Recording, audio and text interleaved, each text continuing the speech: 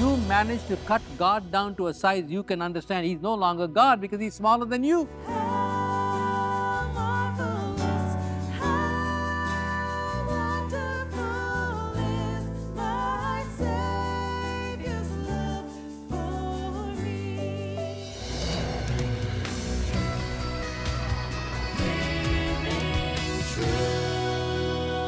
This is Living Truth.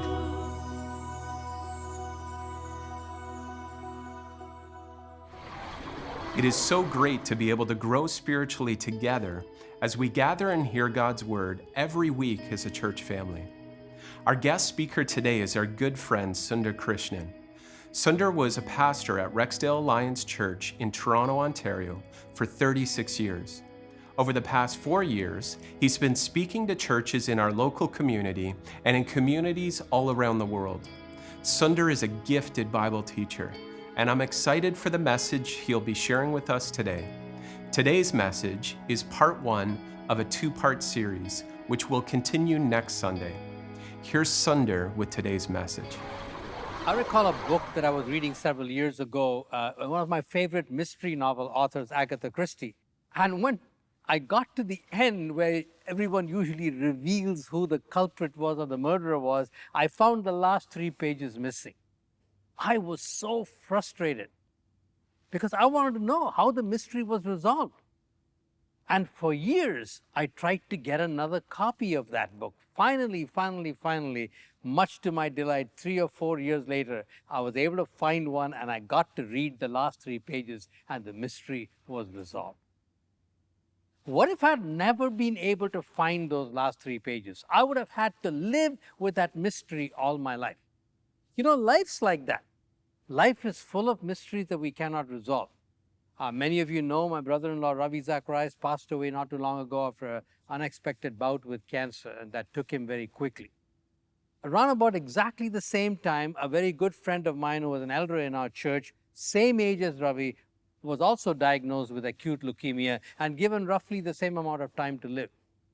He recovered spectacularly as God did an amazing, miraculous work. Well, why in one person's case and not in the other? Because people prayed in both situations. Don't have an answer to that question as well. But one of our biggest challenges is that we don't like to live with mystery. We want resolution. And yet living with mystery is a very fundamental skill that we need to negotiate life. That's why I've called this 2-part series this week and next week, Living with Mystery. Today's message is called Conspiracies and the Blame Game. And next week, we're going to talk about the mystery of the cross. The common element in both of these cases is the mystery that is caused by the intersection of divine sovereignty and human responsibility. The whole COVID crisis that we're in actually triggered the first one. Some of you might remember early on, there were all kinds of conspiracy theories and charges that were being laid. The origin of the virus, for example. Some speculated that China was behind the conspiracy theory. Then there were articles that were featured that talked about Bill Gates having planned this whole experiment a long time ago, or at least something that he had warned us about. Then we've been dealing with the flip-flops of the medical community.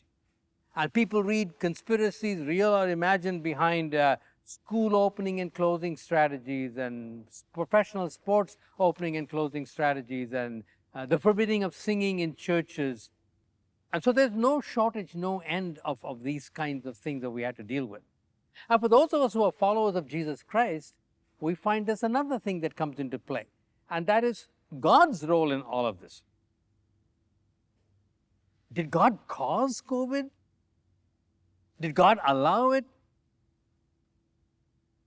Now, I may be venturing a little bit into territory that may be uncomfortable for you. And my goal here is not to contradict or argue with anybody else and whatever else you may have shared. I want to take you through my journey of grappling with this.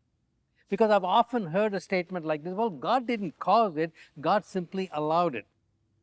Now, the motivation behind this is to provide comfort for people. I don't have to deal with a God who can cause things like this. but actually sometimes produces quite shallow comfort. A young man that I've been mentoring for over 20 years, when he got married, very shortly after his marriage, his wife's brother died at the age of 21 in an airplane accident. And she said to this friend that I was mentoring, she said, people would come and say to me, God didn't cause this. And she said, strangely, it didn't give me any comfort at all. But why is it? What's going on behind the scenes? It seems to us a very wise thing to say. But if you penetrate that a little bit deeper, ultimately there is no real difference between somebody causing something and someone allowing something, especially as far as responsibility is concerned. And the interesting thing is, when it comes to God, He doesn't seem to mind at all to take on full responsibility for these things. And I just want to walk you through some scriptures, and I'm going to actually use quite a few scriptures because, as a recent speaker I heard on this subject pointed out, bad theology often has a verse associated with it. And it is all too possible to build bad theology on single verses. So I want to walk you through several scriptures taken from many different parts of the Bible that shows us God unashamedly accepting responsibility even for those things that He didn't cause but allowed. This is God speaking to Moses. When Moses was complaining and said, I don't want to speak, He said, who has made the man's mouth? Who makes him mute or deaf or seeing or blind? Is it not I, the Lord? He takes responsibility for blindness and deafness as well. Later on, Exodus chapter 32, verse 11, Moses is crying out to God. Now, several verses with the word disaster in it. But Moses implored the Lord his God and said, O Lord, why does your wrath burn hot against your people? Turn and relent from this disaster against your people. And the Lord relented from the disaster that He had spoken of bringing on to His people. He was taking responsibility for what He was going to do there. And then in the book of Deuteronomy, many, many years later, a section that begins with a song that we often sing, ascribe greatness to our God, the rock. His work is perfect. All His ways are justice, a God of faithfulness and without iniquity, just and upright is He. And we love this kind of a God. And in verse 23 He says, I will heap disasters upon them. They shall be wasted with hunger and devoured by plague and poisonous pestilence. Substitute COVID-19. The same God to whom we ascribe righteousness, faithful and justice says, I bring these things on my people. Then the prophet Isaiah chapter 31 verses 1 and 2. Woe to those who go down to Egypt for help, who trust in chariots and in horsemen, but do not look to the Holy One of Israel or consult the Lord. And look what it says here, and yet He is wise and brings disaster. God's wisdom and God as the agent of disaster on His people are put together in exactly the same verse. And then Jeremiah the prophet, 11 verses 10 and 11. The house of Israel and the house of Judah have broken my covenant that I made with their fathers. Therefore, thus says the Lord, behold, I am bringing disaster upon them that they cannot escape. I am bringing disaster upon them that they cannot escape. And He was talking about the disaster of the exile. And I'll come back to that in a minute. And then years later, after some people had come back from exile, Nehemiah the prophet comes, the leader comes to rebuild the wall. And he says this, then I confronted the nobles of Judah and said to them, what is this evil thing that you're doing, profaning the Sabbath day? Did not your fathers act in this way? And did not our God bring all this disaster on us and on this city? Here was a leader who didn't provide shallow comfort between some careful distinction between God causing and God allowing. He said, God brought this disaster on you. Now, it's interesting. I've given you about 7 or 8 out of 87 verses that I looked at. Now, 40 of these 87 verses all happen to come from the book of Jeremiah. Now, Jeremiah was a prophet of the exile. Now, the exile happened through completely natural causes, we might say. The Assyrian Empire invaded the northern kingdom of Israel and took them captive. Then Babylon conquered Assyria, and the Babylonian expansionist policies came, and they captured Judah. So it was the military conquests of two huge powers, Assyria and Babylon, that were responsible for the exile. God allowed it, we might say.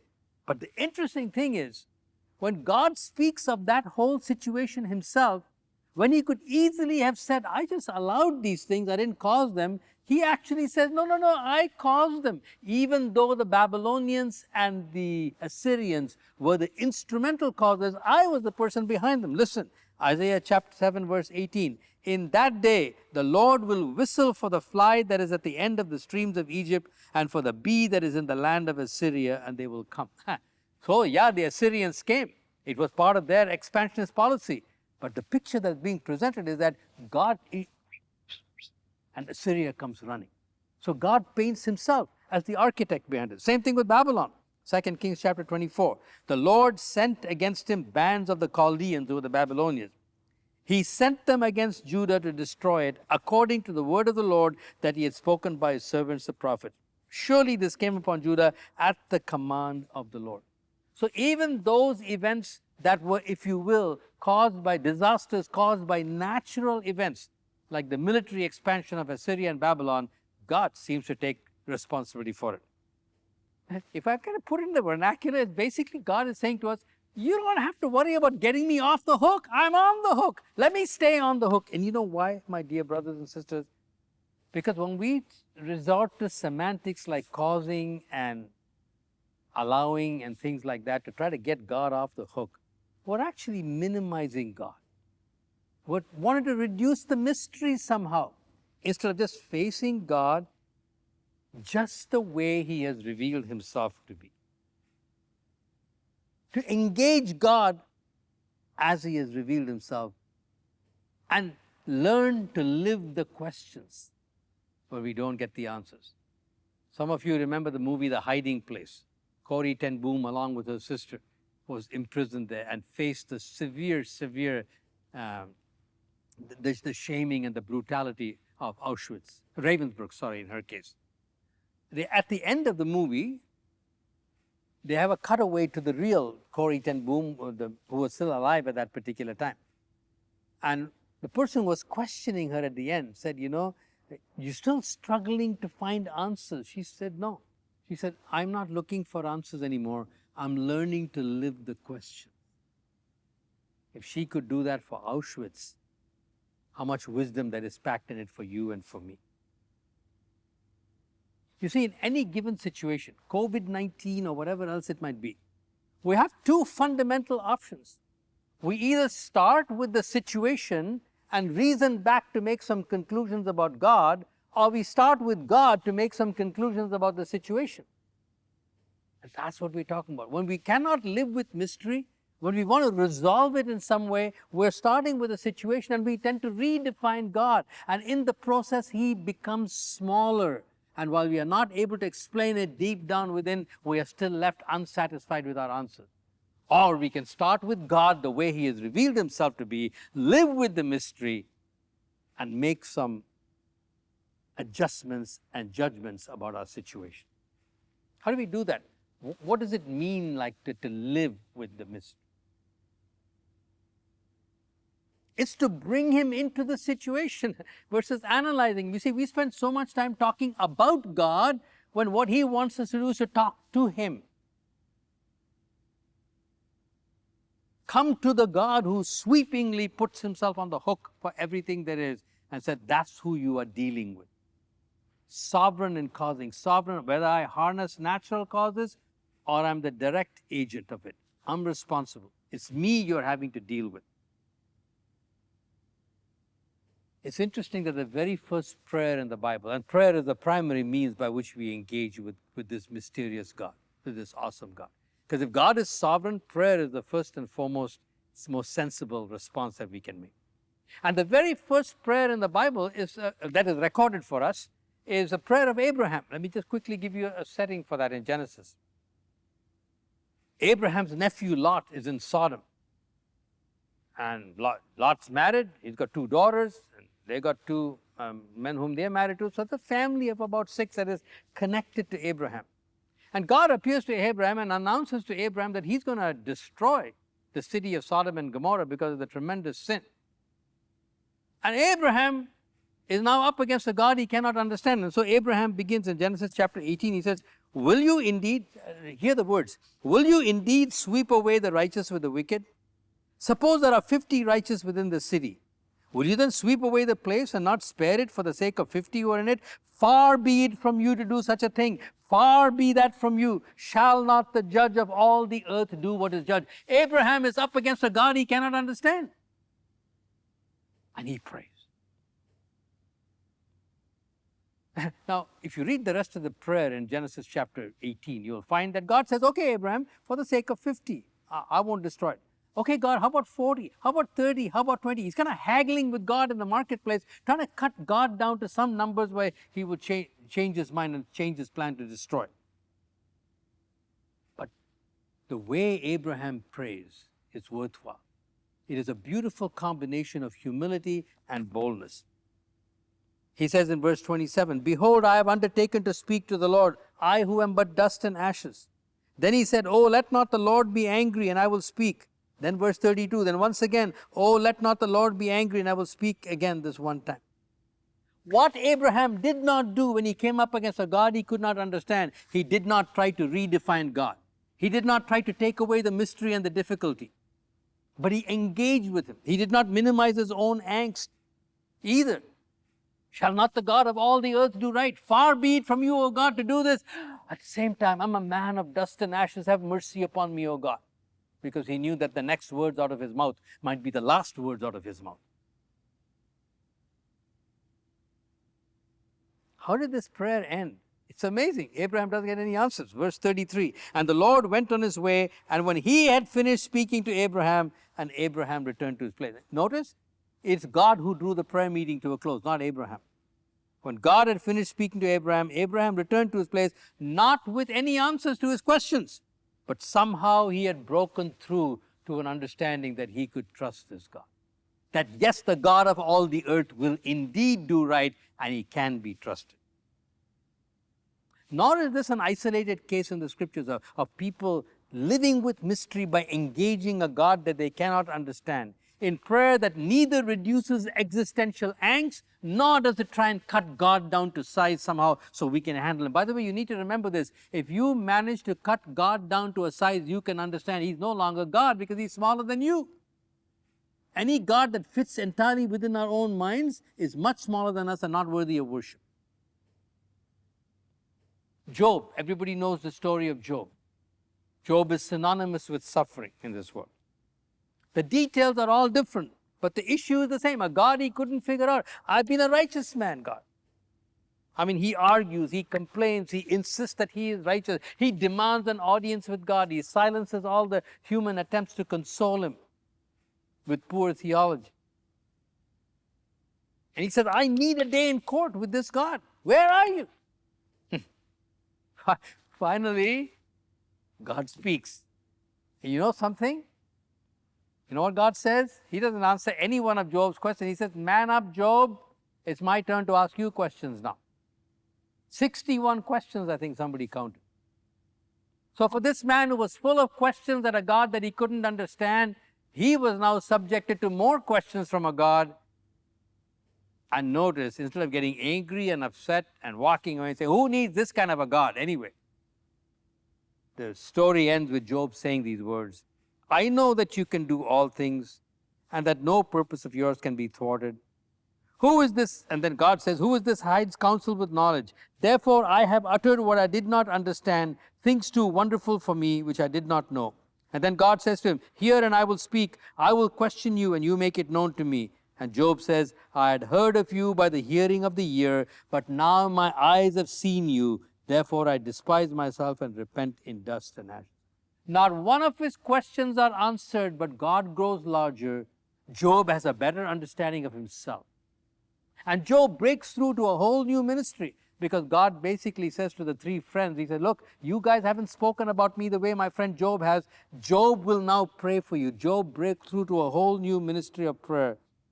And verse 10 ends with these words, and the Lord restores the fortunes of Jacob when he had prayed for his friends. Then all his friends came to him, all his brothers and sisters, and all who had known him before, and they showed him sympathy and comforted him. And notice these words, they comforted him for all the evil that the Lord had brought upon him. They didn't say they comforted him with all the difficult things that God allowed to happen in his life, although that is probably what happened. They were natural causes that were the result of, that caused a whole lot of Job's difficulties. But the wording here is for all the evil that God brought upon himself. And this in what is called the wisdom literature of the Old Testament. If I had time, I would walk you through many, many more prayers in the scriptures where people are up against a God that they cannot understand. But because they engage with him the way he has revealed himself without cutting him down to size, God grows larger and they come away transformed. You see, the issue in navigating these mysteries of life is not that we break through to answers, although sometimes we may do. But it is a relational encounter with this God and this kind of praying that combines honest dealing with our angst and yet taking God for who he says he is, without minimizing either one of them, and bringing that point and living at the cusp of the mystery where these two things meet. Something happens to us. We get changed. God grows larger, not smaller. And by the way, he grows larger, not the way a magnifying glass works. Magnifying glasses make things that are small look large. No, that's not what we're talking about. Think of it in terms of a telescope. A telescope makes something that looks small because it's so far away and brings it close up so we see it for how big it really is. It is this kind of telescopic magnification, not magnifying glass magnification, that works when we engage with God seriously when it comes to prayer. As I quickly draw this message to a close, the second key dimension of living with mystery is God's Word. I've used many scriptures already because you see, the word from God that we find in his Word is another key ingredient. In fact, those two go together. God speaks to us in his Word and we speak back to this revealed God. It is this kind of engagement of this mysterious God in prayer and hearing that word spoken into the mystery that is the twofold way in which we learn to live with mystery. Remember, I told you that fairly early on in the whole COVID situation, there was all this talk about conspiracy, and there still seems to be today all kinds of people questioning things. Fairly early on, this is what I read.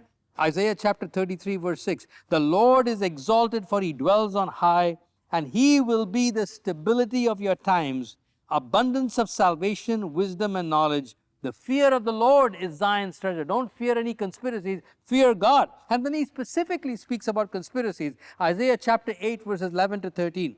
For the Lord spoke thus to me with a strong hand upon me, and warned me not to walk in the ways of the people, saying, do not call conspiracy all that this people call conspiracy. Do you know that was in the Bible? Do not call conspiracy all that all the people call conspiracy. Do not fear what they fear, nor be in dread. But the Lord of hosts, him you shall honor as holy. Let him be your fear, and let him be your dread. And then I read this in Isaiah chapter 14.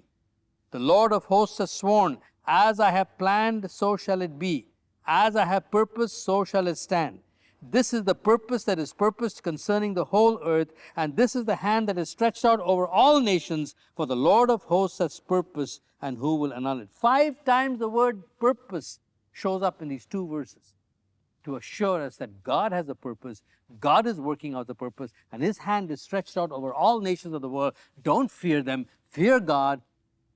This is the word. This is the word that speaks into the center of the mystery.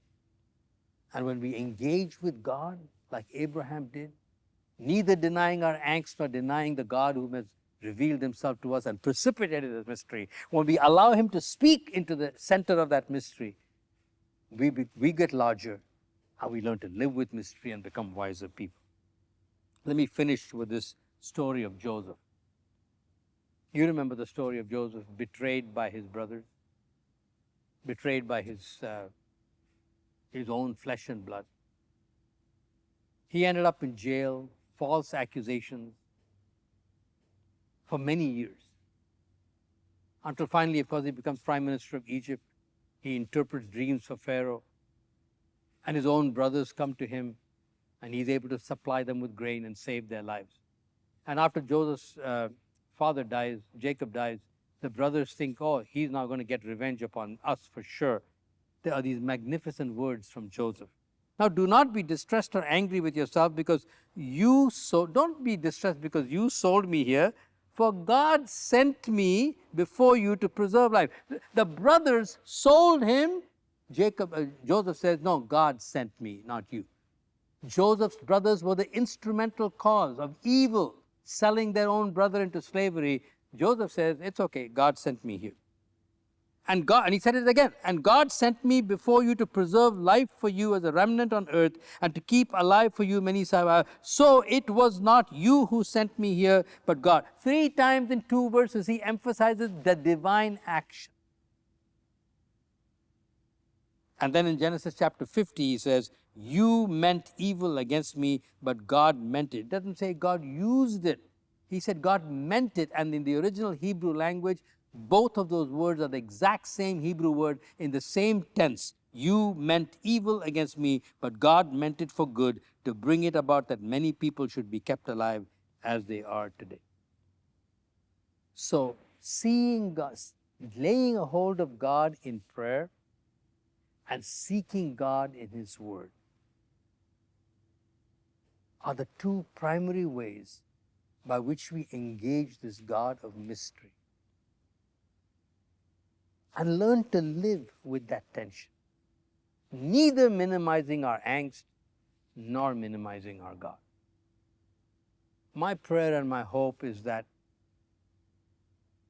these verses of Scripture that we have read today, the very words of God Himself, whether it's Abraham at prayer, whether it's Job at prayer, whether it's Joseph's declaration to his brothers, whether it's Isaiah and Jeremiah's sweeping prophecies of the purposes of God, I just pray that a flood of hope, confidence, holy optimism will surge in your hearts for as many days, weeks, or months that are still ahead of us in this time of uncertainty.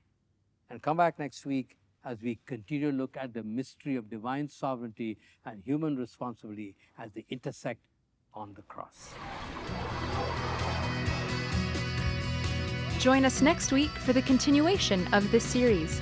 This is Living Truth.